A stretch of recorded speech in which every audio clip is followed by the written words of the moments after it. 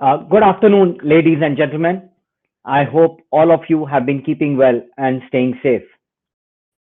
Before I begin, I would like to extend my gratitude to Bapa Maruf Amin, Vice President of the Republic of Indonesia, Bapa Sandiaga Salahuddin Uno, Minister of Tourism and Creative Economy of the Republic of Indonesia, Mr. Fazal Bahardin, CEO Crescent Rating and Halal Trip, Bapa Afdal Ali Asar, Director of Halal Industry, National Committee for Islamic Economy and Finance, and Bapa Ventye Raharjo, Executive Director, National Committee for Islamic Economy and Finance, and all of you, our esteemed guests. Thank you for being here with us today. As 2021 is coming to an end in fewer than 20 days, let's take a trip back and see how the pandemic has created a moment of recalibration when it comes to global personal values. With COVID-19 concern at an all-time low, consumers are now feeling more optimistic, yet a return to activity continues to lag. And while we are navigating through the recovery phase of COVID-19, it is undeniable that the aftershock of the pandemic has led us to become more intentional about maximizing personal fulfillment with a renewed sense of connection to each other, including in the travel industry itself. One of the main areas we should put our focus on is halal travel and how it can better engage with the Muslim community and provide a better experience for them amid the pandemic recovery. Destinations that successfully attract Muslim travelers must cater to both the travelers' faith based service needs as well as effectively manage the COVID 19 situation.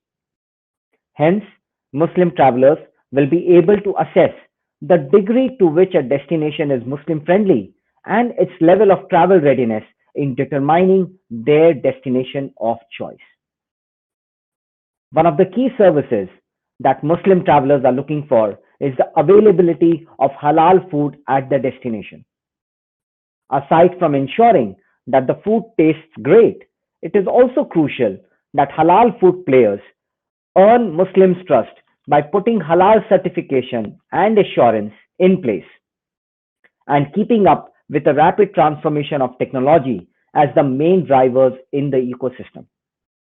Now, when we consider Indonesia, it is home to the world's largest domestic halal economy market, driven by the largest global Muslim population of almost 230 million in 2020. This population's domestic spending across halal economy products and services stood at $184 billion in 2020, and it is projected to grow by 15% CAGR to reach $282 billion by 2025. Moreover, Indonesia has an opportunity to boost economic recovery through halal economy exports by $3.6 billion a year to OIC and non-OIC markets with sizable Muslim populations. Mastercard has seen Indonesia's unique opportunity to strive in improving the halal dining experience for Muslim diners.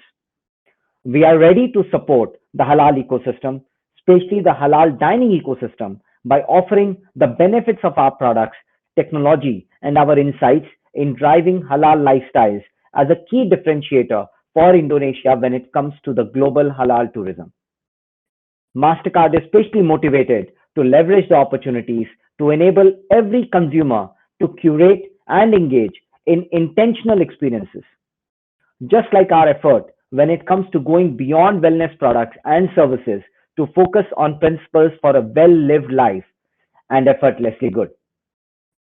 Lastly, I would also like to thank Crescent Rating for our long term partnership and for organizing events such as this one, which bring together knowledge and insights to help improve the halal travel industry worldwide.